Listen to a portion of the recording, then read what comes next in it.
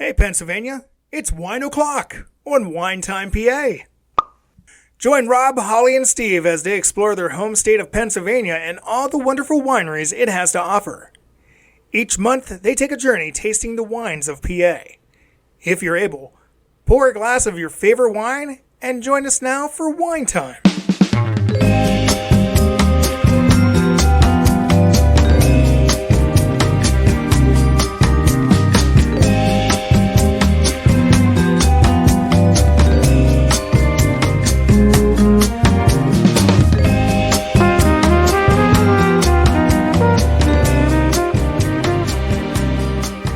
Welcome to Wine Time, PA.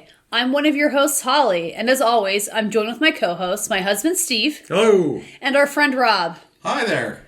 For those returning listeners, welcome back, and thank you so much for continuing to support us on our podcast. For those new to us, we are just three everyday wine drinkers who have a hobby of visiting wineries in our home state of Pennsylvania. In each episode, we feature a winery we visited and discuss our experience in terms of what you should expect should you want to visit yourself. And of course, we have to talk about what our favorite wines were. This month, we are traveling to the town of Lewistown and visiting Hungry Run Wine Bar and Bistro. Now, we visited in January of 2026, so any information we share today is from that time frame. However, we should note this is not our first time visiting this establishment. We have found this winery doing one of the Susquehanna Heartland wine trails, but since we found it, we find ourselves there usually a couple times a year because we've always enjoyed it. Yeah, it's always been a great experience that when we visited them. And so just to give a little history of the winery, it all started in 2011 when couple Steve and Katie Flood started making wine in their basement. Now, both of you stop me if you've heard this story before, because I think I've heard this one before. They started making wine in their basement, and they turned their hobby and their passion into a business. Yep. And they opened their doors in 2019 when they ventured into wine. Now, we do want to note that there is another business in the area with the Hungry Run name. It's a Hungry Run distillery, separate from the winery. So just make sure when you're searching for this that you look for the Hungry Run Wine Bar and Bistro. The name Hungry Run comes from a stream that ran through the area in the nearby town of Lewistown. They opened their doors of their wine bar and current location in 2022. Also note that the head winemaker is now Steve and Katie's son, Jake. Steve turned his attention to being a grill master and manages more of the bistro side of things. Though we think we met Steve and Jake at a festival once at a Hungry Run booth, both were great to talk to, and we apologize in advance if that wasn't you that we met at the People's Choice last summer. Yeah, we were probably drinking a lot of wine that day. Just a little bit, probably. Yeah, and if it wasn't you, the staff you had there were great, but we thought it was you. So, and as the name suggests, Wine Bar and Bistro, it's not like a lot of the wineries that we do visit. It is more of a restaurant, which means food, which we will talk about in a little bit. They are located in a commercial area of Lewistown, which gives this like really nice industrial feel on the outside. It's metal with black accents and has like this modern, welcoming feel to it. Inside, you'll be immediately greeted with a floor-to-ceiling display of their wine bottles. Be sure to check out our social media posts if you want to see that before you visit. Then they've got some nice Edison lights hanging in this big open space with large windows and a lot of tables and chairs for eating. They also have an outdoor patio area in the back that can be used in the summer months. It does feel like a restaurant instead of a winery, but it's this like very chic and nice like restaurant feel. And they have a bar right in the front when you enter. So if you're not in the mood for grabbing food as well, you can stop there and just have a flight. Overall, it's just this nicely designed space and a lovely place to hang out. Yeah, I thought it was a nice, somebody that lived in the Lewistown area in my youth, I thought it was a nice addition to the area when I go there to visit to see it. Anyway, they are only open Wednesdays through Sundays, so you do not need a reservation to visit. However, you can make one on their website, and that is for eating. It's not a reservation for a tasting. You can just show up, as Steve said, and go to the bar and do a tasting. It can be nice to have a reservation for food if you're planning to eat when you go there, but we have gone there plenty of times to eat and just walked in without having one, and I don't think we've ever had a problem getting a seat. Yeah, I think like once ever we had to wait, and it wasn't long. No, and though I would recommend reservations if you're planning a big night out like Valentine's Day, New Year's Eve. I think they sometimes do special menus and events for that, and that's definitely a night you want to make a reservation. But to try the wines, they do custom flights. You get to pick any of their wines available. You get to select 6, and there are 2-ounce pours. So they're very nice and generous flights, and I thought a reasonable price for what you get. Now, when we visited, they had around 37 wines to choose from, and they were broken down on the tasting sheet as follows. There were red wines, which were 8, white wines, there was 8, though to note there was a rosé in that mix of white wines that they listed there. And also to note, both the red and white wines ranged from dry to semi-sweet on their list there. All the sweet wines were in their own category, and there were 14 of them available. They also had 3 wine spritzers, though 2 were out that day, and 4 dessert wines, though 2 of them were also out. But overall, it's a really nice selection and a variety, and they have some unique ones in flavors, especially in the sweet category.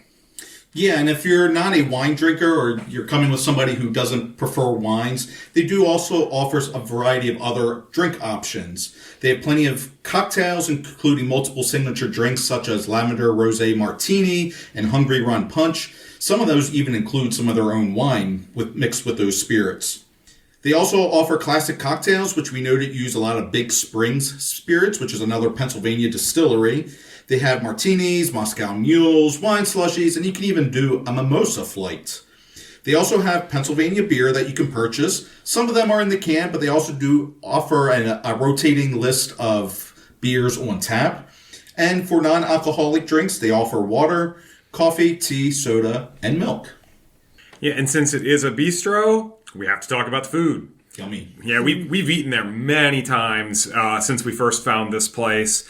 And they have a really nice dinner menu, but also offer brunch on Saturday and Sunday. And we've taken advantage of the brunch quite often. Yeah. I also have noticed that recently they've started a monthly feature for their menus. That for each month they'll have something special just for that month. Oh, cool. That's fun. Yeah. Some items on the brunch menu include stuffed French toast, omelets, smash burger, salads, dip trios, and more. And I think between the 3 of us, we've tried all of it, and it's all been very good. For dinner, they do tend to have some more bigger items like steak and seafood. They also have weekly special menu items you can check out on their social media. The last time we were there, they had a chicken parmesan sandwich, which was quite good, and perfectly portioned amount of sauce to chicken. It was really a delicious sandwich. Yeah, they always have really good. I mean, it changes. I have to give a shout out to something that I've tried that I've liked there through the years is the fish tacos. I always go back to them. They're consistent. I think you can get them with fish, which I think is usually like mahi, or they've done them with shrimp too. But I've always really enjoyed those. Those are my go-to item when we go there. Yeah, the food's just really good no matter what you get. We've been there, like we said, a few times for meals and never been disappointed with the food either. Yeah. And finally, worth noting, they do pasta nights on Wednesdays with wine specials, burger night on Thursdays with trivia, and they tend to have live music on Friday nights. So if you want a little something extra with your wine visits, keep them in mind. I also want to leverage my position in this podcast to say that I think they should bring back the buffalo chicken sandwich to their menu because it was fabulous. Steve always talks about the buffalo chicken sandwich when we go there. Yeah, I used to get it pretty much every time. It was a no-brainer. Yeah, and then it just wasn't there anymore, and I'm sad. The last time I visited, they had that chicken parmesan sandwich that was a special that you guys had, and I think you both enjoyed it. Oh, it was very good. So maybe there's hope that it'll come back as a special. You know, hint, hint. Like if it's not a regular menu item, maybe a special that would work really well. Yeah, I have a feeling it probably wasn't as popular with everybody as it was with me, so yeah, it's okay. Okay, let's move on to the fun part where we discuss the wines themselves. Okay, in this part, we'll start by discussing 2 group picks. Those are 2 wines that all 3 of us enjoyed with our varying palates, and ones that we think are worth your consideration should you visit. We will then each give 2 personal picks on wines that we each individually loved with our personal preferences. And a reminder, these are our own picks. They are based on our personal tastes, and we do not receive any kind of compensation or endorsements for giving these recommendations. We also strongly believe when it comes to wine, don't worry about what the wine snobs may think is acceptable and what you should drink. Just drink what you love. Rob, so why don't you start us off today and tell us what our first group selection was? All right, this is one of my absolute favorite wines I've come across. It's the strawberry watermelon. Oh, God, it's so good. Now, this is a sweeter wine, and it blends the Pink Catawba, one of Steve and I's favorite wines, with 2 of my personal favorite fruit flavorings, strawberry and watermelon, hence the name. It tasted like a Jolly Rancher candy. There was just that wonderful watermelon flavoring with the right amount of strawberry in there. It wasn't overwhelming one way or the other. Great aromas, just a great favorite wine of mine that's really good in the summertime, but man, I even drink it in the wintertime. It's so good. And just also note, they do make this in a spritzer form too that you can purchase in cans. I think you should try that as well. So that's our first group pick, strawberry watermelon.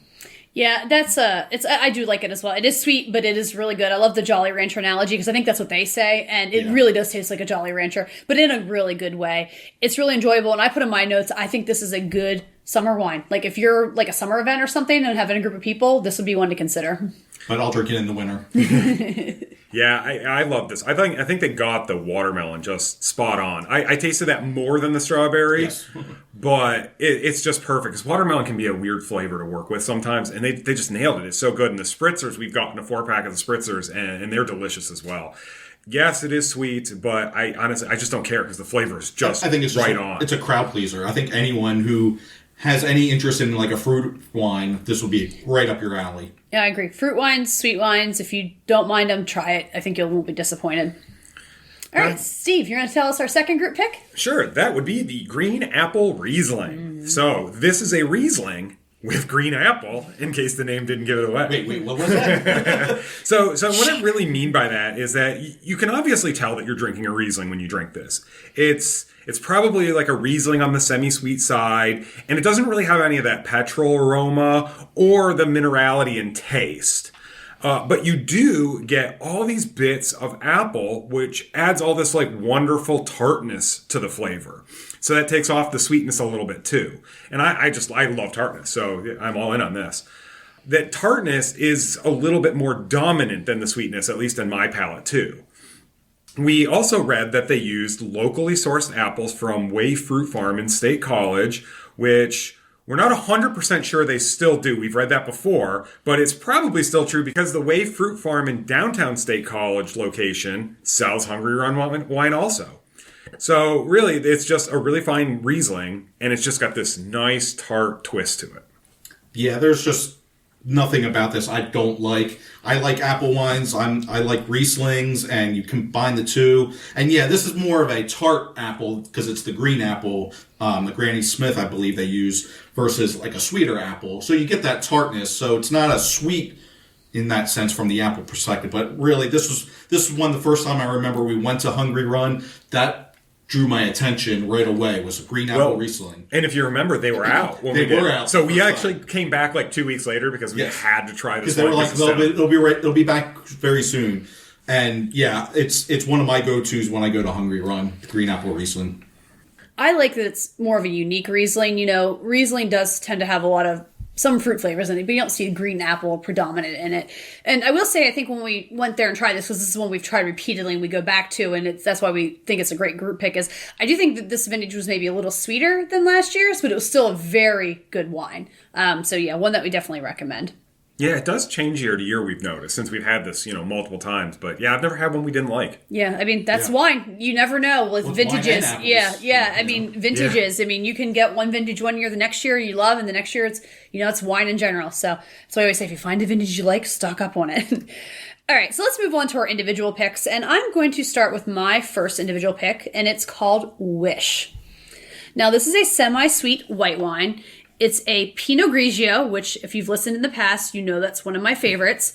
It's blended with a Marquise and a white cranberry. So it's really unique. It's a little on the sweeter side, but boy, it smells amazing. And I enjoy the taste. You do get the white cranberry it mentions, but you also get some notes of green apple that add a little bit of tartness to this wine.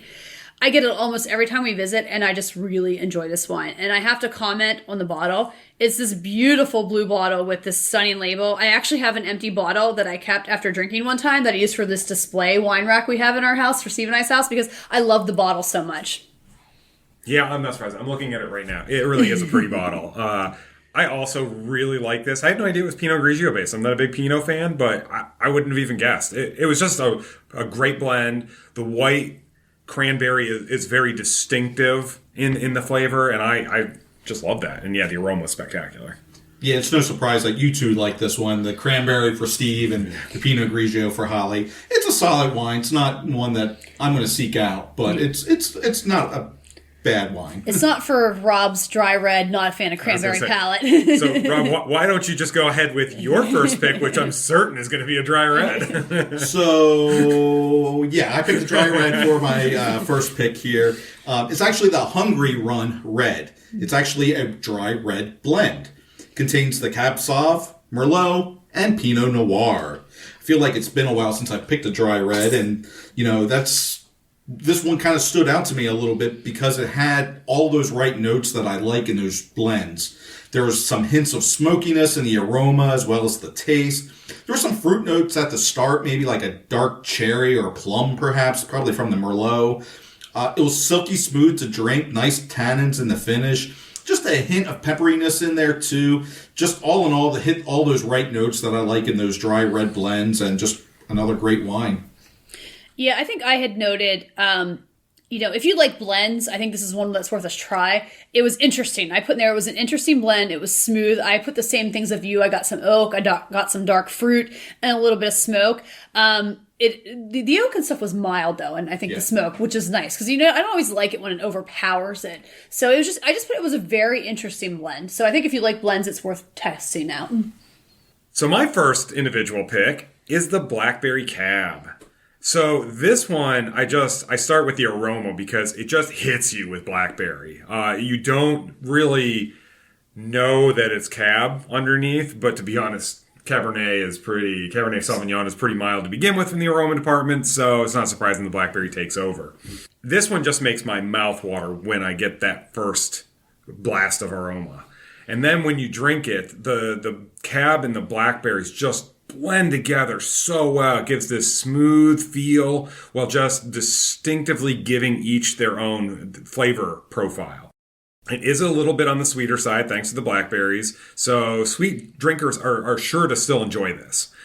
Not so sweet drinkers might still enjoy it because it's not near as sweet as like a fruit wine. You just get this nice good blend of each of them, and I just thoroughly enjoy it. And I'm not exactly a Cab Sauv kind of person, but no, you definitely seek this one out when we go there. Oh, yeah. It's one that's pretty much first on your your lists for flights and stuff. Always have a bottle in the basement, and when I drink it, I buy another one. That's right. Yeah, and he usually drinks it alone. I don't make it a secret that, I love I've said before in this podcast, blackberries, blueberries, raspberries. Love them to eat, not always a fan of them in my wine. There's something about them that tends to turn cough syrupy for my taste buds, you know what I mean? Again, I've never yucked somebody's yum. But for this one, I remember when I tried it this time, I was like, okay, I'm going to try it. When I smelled it, I was a little like, I'm not sure, it had that reminiscent of my childhood cough syrup days. But when I tasted it, I was like, okay, I got more of the fruit blackberry flavor in a good way. It's still not one that I can personally drink a lot of, but I will say I think that the blackberry does stand out in this one positively than some other wines that I've had that use blackberry. All right, Steve, you want to tell us what your second pick was then? Sure. This one is not going to be a surprise, but I haven't picked it in a while, and it's the Moscato. Wait. You picked the Moscato? Yeah, I know. So, and this one in particular is a go-to Moscato for me. I have 3 go-to Moscatos in the world, and 2 of them are from Pennsylvania. And it all kind of boils down to the same thing for me. This one just has this wonderful aroma. It's amazing. I remember one time Holly got it by accident with her flight, and she's like, I don't think this is what I ordered. And I smelled it. I'm like, yeah, it's the Moscato, because it was just so obvious to me.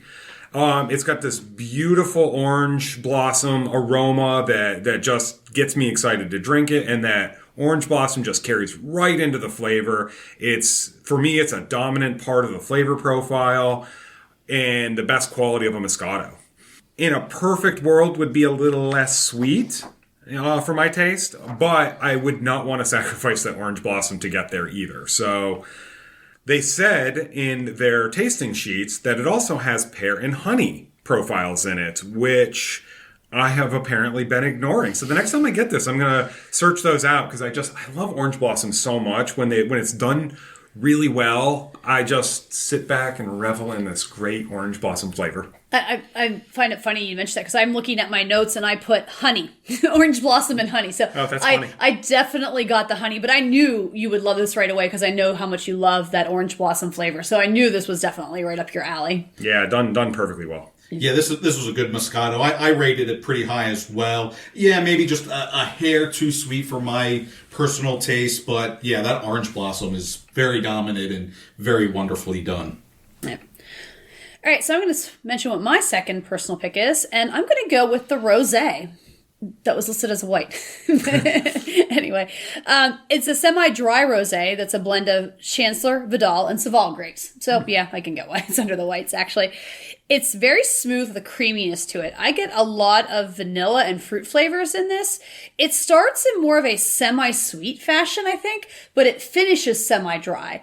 It's a really nice wine that I could easily drink socially with friends, and I could see pairing nicely with a variety of dishes. I think this could almost be a group pick for some people, but I also understand that rosé is not everybody's cup of tea. Yeah, I'm not a huge rosé fan, but I thoroughly enjoyed this. I got a fair bit of strawberry in addition to what Holly said. I thought it was just a good level of sweetness and like the perfect acidity. Yeah, it was decent. Maybe not quite my cup of tea for a wine, but it was a pretty solid rosé. One of the better ones I've come across lately. I'm a big fan of the Saval, so that made me perk up a little bit at least. A little bit, yeah. All right, so for my second pick, this is going to be a shocker, but I'm going with another dry red, and that's the Crimson Smoke. Yeah, you do love this wine. Yeah, this is your Moscato. Steve has his Moscato. I've got my Crimson Smoke here. Now, this is a oaked Merlot, and according to their website, they say it's a 2017 Napa Merlot with a nice, smooth, sultry finish using a very unique oaking process. Now, what stood out to me was that there was a abundance of vanilla in the aroma and in the taste, which I'm kind of thinking was probably where the oaking process, that unique process, came from. Maybe they oaked it in some like brandy or something that picked up some of those sweeter vanilla flavors. But otherwise, this was, a classic Merlot. It had those nice dark cherry flavorings, great amount of tannins in the finish. I do enjoy Merlots. It's been a while since one stood out to me, but this one is one that's always first on my list when I go to Hungry Run, and that's the Crimson Smoke. Yeah, I put in my notes, I cut the same things with the fruit, like cherry, vanilla, and smoke. And I noted that it seemed like it went back and forth a lot. Like, I would get, hit with, that fruit, and then I would get the smoke. Then I would get the vanilla. It just kind of went back and forth a lot. It's a very interesting play in your mouth as you drink this wine, I think. Yeah, I have to say this is fascinating. I didn't really care for this one. Between the oak and the smoke, it's just those are things I don't really care for in wine. But I have to say they did a wonderful job, and I think you should try it anyway. You might be surprised. It's a well done wine. I do believe they have a regular Merlot that's not quite as smoky and stuff, so worth checking out as well. And we apologize if you hear any meowing in the background. That is our cat who has suddenly decided she had to share her... She had an opinion. She had an opinion on the wine. So if you hear any meowing, that is what that is. All right. So I think we're ready for honorable mentions, right? That's our picks? Yeah. All right. Steve, did you want to kick us off with that? Yeah, I'm going to go with the Lavender Lemon, which is Moscato based. So that's probably why I like it. But, you like Moscatos? Yeah. The aroma here is spot on with obvious lavender and lemon. And so is the flavor. The lavender is such a hard flavor, too little, and it's hard to notice. Too much, and it becomes dominant and soapy. But this wine was spot on. It could not have been more perfect with the amount of lavender, and the lemon just accentuated it. I'm not saying this wine's going to be for everyone, but they really just got the flavor profile spot on with this. Yeah. I love lavender lemon as a combination. I have a tea that I drink a couple times a week of this combination. So I was excited to see this. And I agree with everything you said in terms of lavender, if it's not done right, can go the wrong way. I thought this was really good. I love seeing this on the menu. I think there was one other winery we've been to that has also done this. Shout out to past one we've done is Armstrong. And I've liked both of these. I think that this combination is fun when winemakers do it well, which they have. And yeah, it is a little sweet. It's probably one of those, it's more of an after dinner kind of thing for me, but I was really happy to see it in the menu, and I thought they did a great job with it. And it was almost one of my mentions or picks as well. Yeah, it is unique. You don't see it hardly anywhere, and especially done so well. Yeah, yeah. Well, and speaking of sweet, I'm going to shout out a dessert wine. Ooh. Yes, you heard that right, listeners. I'm shouting out a dessert wine. That's rare for you. And it's the salted caramel. Yeah, well, that deserves a shout out. So again, it's a dessert wine, so it's, very sweet. So you might only need a small portion of this. It's also fortified in brandy to 40 proof or 20% alcohol. So it does pack quite the punch. So again, this one's meant to be drank in moderation. It's made from the Vidal Blanc and the Pinot Grigio grapes, but it's salted caramel. I mean, how do you not like salted caramel? In fact, I have a container of ice cream at home that's vanilla salted caramel. Yeah. So, and their website actually says, try this in a hot drink or over ice cream. And I'm going to have to try that one of these days. Yeah. But salted caramel is definitely a super sweet dessert wine, but really flavorful and worth a shout out. Yeah, I remember the first time we tried this. We were there on one of the tasting trails. When you do the tasting trails, you buy like a ticket and you get free tastings. And usually when we do those, I try to pick things that I don't pick every day because I thought, it's a free tasting, So I was like, let's try this salted caramel. So I got this little cup of it and I tried a little sip and I was like, oh my God. And I turned to both of you guys and I was like, you guys need to try this. And it is. It's surprisingly good. And you said about the ice cream, I want to try it with hot chocolate. Yeah, exactly. Yeah, yes. exactly. I think that would be really great. All right, so I'm going to round out the honorable mentions, and I'm actually going to give a quick shout out to their Pinot Noir. Now, Pinot Noir is one of those wines I was never a huge fan of, but honestly, since we started this journey a couple years ago, I've kind of enjoyed this wine a little bit more, and I've been picking it a little bit more. This one's very smooth and light-bodied with notes of cherry in the smell, as well as in the taste, but there's also some vanilla in there that I enjoy. I think it's an easy-to-drink wine, and I think this is also one of those, if you're a sweeter wine fan and you maybe want to dip your toe in dry reds, this could be a good one to try as that start. Yeah, I like their Pinot Noir. It almost made my list, so I rated it pretty high. So again, it's a lighter body too, so it's a little easier to drink, and I like that in a dry red. Yeah. So Pinot Noir, try it. All right. Well, then let's wrap up this month's episode. Hungry Run is one of those wineries who may seem a little heavy on the sweet wines at the first glance, but they do offer a variety. They have a fun variety of unique flavors and options and another winery to visit in Pennsylvania. We highly recommend planning to eat there as well while you're visiting. For more information, you can visit them at www.hungryrunbistro.com or find them on social media.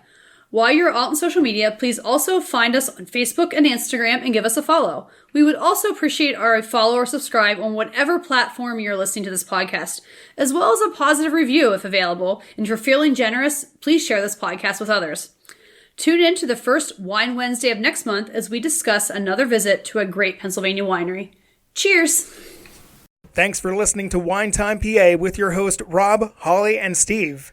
We hope you enjoyed our take on Pennsylvania wineries and all that they have to offer.